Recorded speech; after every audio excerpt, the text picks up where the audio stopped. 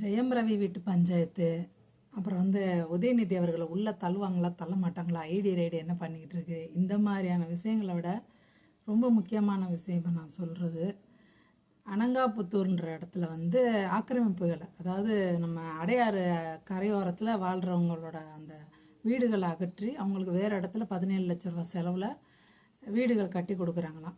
அதுக்கு இடம் மாறுறதுக்கு ஒரு 5000 ரூபா, அப்புறம் ஏதோ ஒரு 30,000 வருது ஒரு வருஷத்துக்கு, மாதம் மாதம் ஒரு தொகை போல், அது ஒரு 30,000 ரூபா, கரண்ட் இணைக்கிறதுக்கு ஒரு தொகை, இந்த மாதிரிலாம் சொல்லியிருக்காங்க. அந்த வீடுகள் முற்றிலும் இலவசம் அப்படின்னு சொல்லிட்டு சொல்லியிருக்காங்க.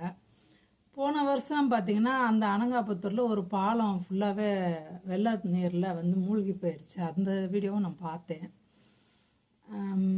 எப்பயுமே இந்த ஆற்றுக்கரையில், அதாவது நம்ம சென்னையில் கரையோரத்தில் கூவம் அங்கே இங்கே, இப்போ அடையாறுன்னு சொல்கிறதே கூவம் தானே சொல்கிறாங்க. அங்கே மக்கள் ஆக்கிரமிப்பாங்க, அவங்களுக்கு ஹவுசிங் போர்டுன்னு கட்டி கொடுப்பாங்க. கொஞ்ச நாளைக்கு இருந்துட்டு அதை யாருக்கிட்டே விற்றுட்டு மறுபடியும் ஆக்கிரமிப்பில் இருந்துக்கிடுவாங்க. இது நான் ரொம்ப காலமாக நடந்துக்கிட்டே இருக்குது. இப்போ நிறைய அதில் ஸ்ட்ரிக்ட்டு கொண்டு வந்துட்டாங்களா என்னன்னு தெரியல. எனக்கு தெரிஞ்ச ஒருத்தவங்களுக்குலாம் 2 வீடு இருந்துச்சு. நான் அந்த ஹவுசிங் போர்டு அவங்களுக்கு கட்டி கொடுக்கும்போது அவங்கள ஒரு கிராமசம்பேட்டைன்ற ஒரு இடத்துல, குப்பைமேடு இருக்கிற இடத்துல தங்க வச்சுருந்தாங்க, தற்காலிக குடில் போட்டு வச்சுருந்தாங்க. அங்கே போய் நான் இருந்திருந்தேன், வாடகை கொடுக்காம அவங்களோட நான் இருந்தப்போ தான் எனக்கு தெரியும் அவங்களுக்கு 2 வீடு, அவங்க கொழுந்தனுக்கு ஒரு வீடுன்னு மொத்தம் 3 வீடு அவங்களுக்கு மட்டுமே இருந்துச்சு. அப்படி இருக்கும் பட்சத்தில் இப்போ அங்கே இடிக்கிறாங்க, அந்த மக்கள் கோவப்படுறாங்க, எல்லாம் சரி. ஆனால் அவங்க ஒரு வார்த்தை, அது மிக மோசமான வார்த்தை அவங்க விடுறாங்க. ஓட்டு கேட்டு திமுகவில் வந்தாங்களே, ஸ்டாலினே சொல்கிறாங்கன்னு வச்சுக்கோங்களேன்.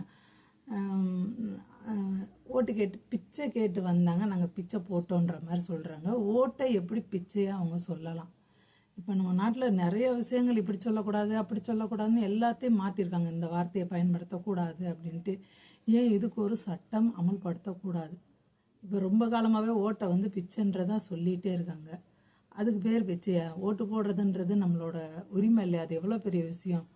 மக்களால் தேர்ந்தெடுத்து ஒரு ஆள் நமக்கு ஆள்றாங்க. மக்களால் தேர்ந்தெடுக்கப்பட்ட ஒரு நபர் ஆள்றாங்க.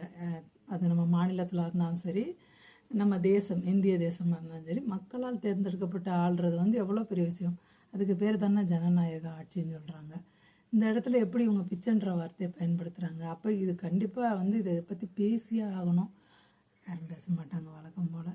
இந்த பிச்சைன்றதை ஆளுங்கட்சியை எகத்தாளம் பண்ணுறதுக்குன்னு நினைக்கிற வரைக்கும் இதை பற்றி யாரும் பேச மாட்டாங்க.